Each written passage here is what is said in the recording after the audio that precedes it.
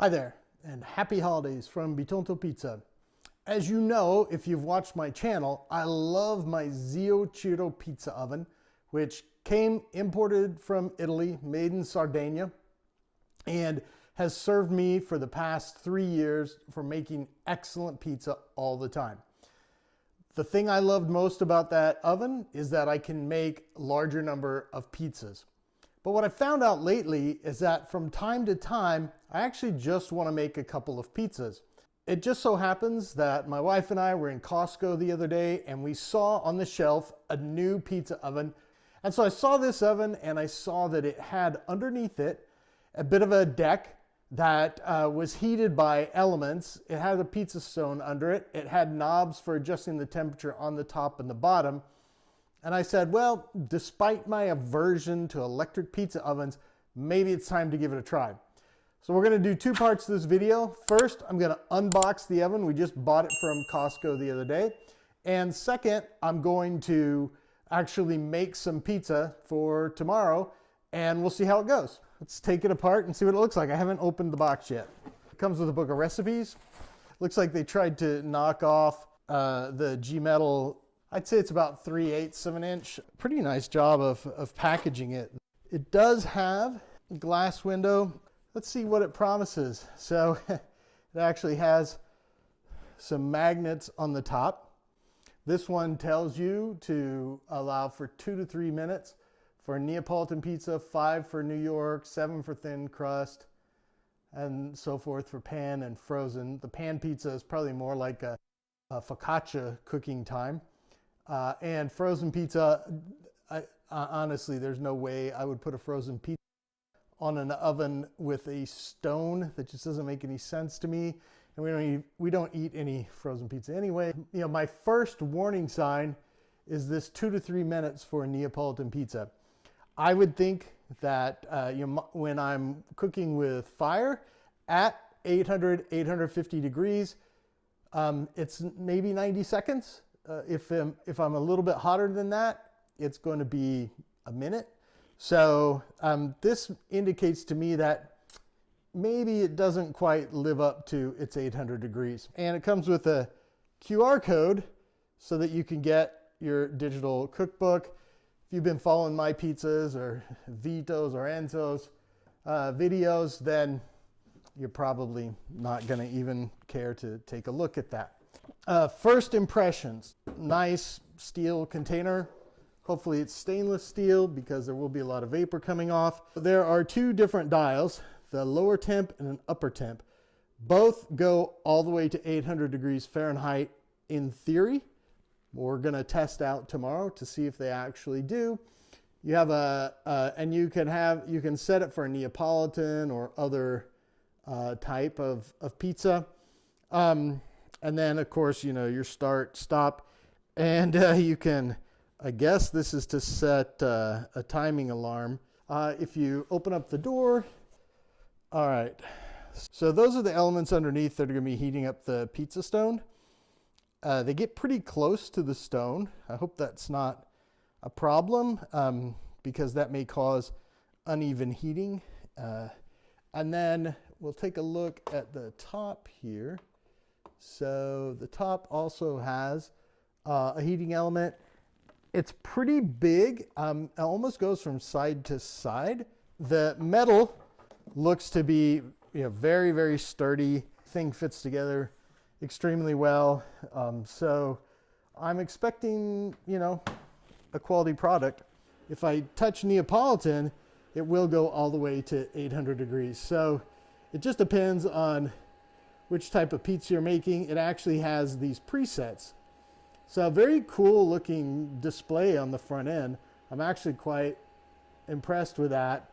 Just express a couple of my concerns here, and that is on the sizes. So I make a 12-inch to 13-inch pizza when I'm making a Neapolitan pizza. And the reason I'm measuring today is I may want to make my dough balls a little bit smaller since I'm getting ready to make dough tonight. The actual stone itself measures out to be about 12.5 inches. It doesn't give me really any room for error probably not going to make them the same size. I'm going to reduce that size down to 200, probably 200 grams, which will end up making about a 10 and a half inch pizza. Not ideal. Like, I like to have that nice big center, but again, if I'm making a Neapolitan pizza, I'm going to have to make some compromises here. If I look at the actual opening, the opening of the oven is 13 inches. Maybe I can get that pizza in there. The third dimension is just going to be the peel. Now, I have other peels that I could use if I want something wider, but I don't want something that, you know, is so wide that I'm going to risk kind of scratching up the inside. So this peel is exactly 12 inches wide. You know, no problem. This fits in here. I can move it in and out. Let's just look at one more measurement, and that's the height here. And the height is 4 inches. I think the oven, you know, has promise, and we're going to find out tomorrow what kind of promise it has. I did make the dough yesterday evening, and we have dough balls already. You probably noticed they're a little bit smaller than usual.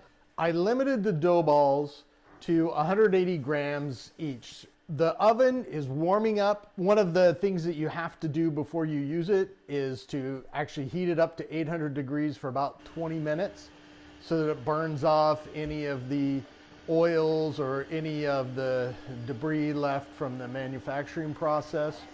I did a quick thermal check, and it was still over 700 degrees on the surface of the baking stone. So that's a good sign, because I had let the fan run for about 5 minutes before I did that, just so that we could get everything together. Still hear the fan, and it just beeped telling me that it was ready to go. I don't know why it gave me a 2-minute 30-second timer. I'm assuming that's how long it thinks it's going to take, but yeah, I've chosen Neapolitan.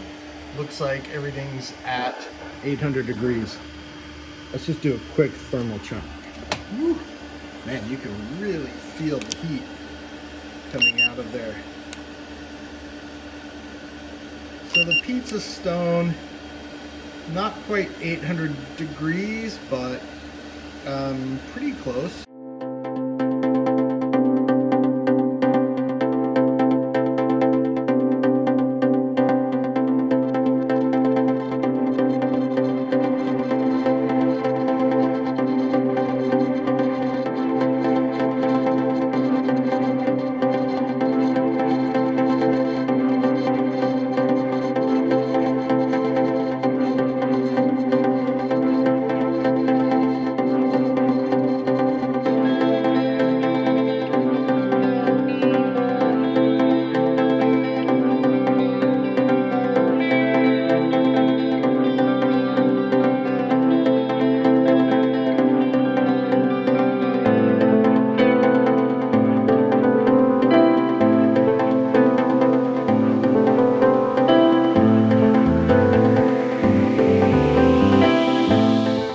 As you can tell, the pizzas still have to be turned because the heating is not quite completely even. And I lowered the bottom temperature, the deck temperature, by about 50 degrees. So hopefully that'll help. There seemed to be a little imbalance between, you know, the top heat and the bottom heat, at least for maybe the dough mixture I'm using. So here's what the pizza looks like. You know, the top is cooking pretty well, but the bottom is, I'm still burning it, and I'm not sure exactly why. There was a little bit of flour, as you could see, like I burned some on from the first pizza I did. But it'll take me a while, but hopefully I can get used to this oven pretty soon. And I have this old turning peel from Bakerstone. I couldn't even use like a small one from like a portable oven, but it works pretty well. It turns all right. My pizzas have been coming out a little bit thick because I've been afraid to make them too big for the oven. The cheese is cooking pretty quickly, and the crust is ready now. You can kind of see steam coming off of the oven. That's a good sign that we're just about there. All right, let's see if I can do this with one hand. So, crust, not bad. Oh, that cheese burned just a little bit there, but not too bad. Now I've got to wait about 3 to 5 minutes. I'll set a timer before I can do the next pizza. You want me to open it? There you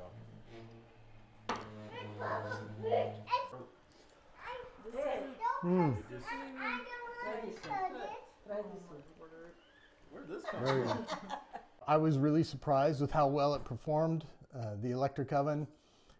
As documented, you did have to wait between the pizzas because the pizza stone is really maybe 3/8 of an inch thick. So the pizza is just going to suck all the heat out of it when you cook it on there. But it does get very hot, and I was surprised that the pizza would burn underneath so quickly. And I actually had to balance the heat between the upper element and the lower element to ensure that the pizza cooked evenly. I still haven't completely dialed that in, but we had some great pizza and it looked and tasted great. The one thing that was a little disappointing, and I can't explain why, and maybe it's the lack of flame or one element, but I didn't get the oven spring out of it. So definitely got oven rise. The mass of the dough would gently, inflate as the pizza cooked. But when I cook in a wood oven and a larger refractory oven, as soon as it hits the deck, you get that poof. And so the dough was a little bit chewier, just wasn't quite as good. And this could be possibly because of just a low amount of pressure in the oven, or the heat's just not quite the same. I'm not exactly sure how to explain it, but definitely there was that difference. After we cooked the pizza, we cooked some bread with the leftover dough, and that came out really great, really fantastic cook for that bread. We did have to wait about 10-15 minutes because I dialed the heat down to about 600 degrees. Could you make the same quality of Neapolitan pizza in your home oven? I don't think so. Even if you bypass all the safety features and put the dough at the grill, you're still going to have to par bake the crust before you put it on. It's just not the same. To me, it's not Neapolitan pizza when you make it that way. And there's all kinds of problems with that, including the sauce, etc. Even if you have a stone in your pizza oven, or in your home oven, not your pizza oven. Also, I don't think in the home oven you could cycle through as many pizzas as quickly. That was the only real difficulty with this oven. You did have to wait a good 5 minutes between pizzas. Whereas when I'm working on my Zio Ciro or another oven that is refractory and you're working with either wood or gas heat, you can really bake pizzas one after the other, really just waiting a few seconds between them. Especially if you have an oven that's large enough where you can have multiple locations in the oven and cook from slightly different places on the deck, where while you're cooking one pizza, the other part of the deck can reheat. In terms of cooking other things in there, yeah, I think you could cook other items in this oven, especially bread. Getting to that, you can make the artisan bread. You can cook at a higher temperature. You don't have to do so many wrapping the dough and different things and making up for the fact that your oven either lacks the internal pressure or just the heat. So I think this would be a great one for cooking some bread as well, some artisan bread of any kind, whether it's a ciabatta or even like a baguette or something like that. I think this oven would work great for it. The peel is fine, but it's not very well designed. It's kind of a knockoff of the G-metal peel with the holes in it, but the problem is these holes are just like right flat on the surface of it, and so I could see how the dough could get caught in there if you weren't really careful. and you can't really separate it from the peel by blowing underneath the pizza, what they call the Italian kiss, simply because there are holes under it, and so it just won't kind of flutter up and float up off of a peel, which, you know, a normal peel, which is either flat. The other thing is it's made of aluminum, not steel. Not sure I trust it for cooking on, especially at those temperatures. So I'll probably just use a wood peel in the future, maybe a bamboo peel or something like that. There's no real reason to use anything else. That's what I think of this oven. I hope you enjoyed the video. I hope it gives you some insight and helps you decide whether or not you would be interested in getting the same. Right now, it's the beginning of December. It's available at Costco for $250. I've seen other similar ovens on Amazon and other places for $250. So, you know, between $250 and $300. So if that's your budget, I think you found an acceptable oven for cooking a limited number of pizzas at home without like heating up your kitchen, you know, which was another surprise that we had, that it really didn't overheat the kitchen at all. It was just fantastic. So until next time, Bitonto Pizza, have a good one.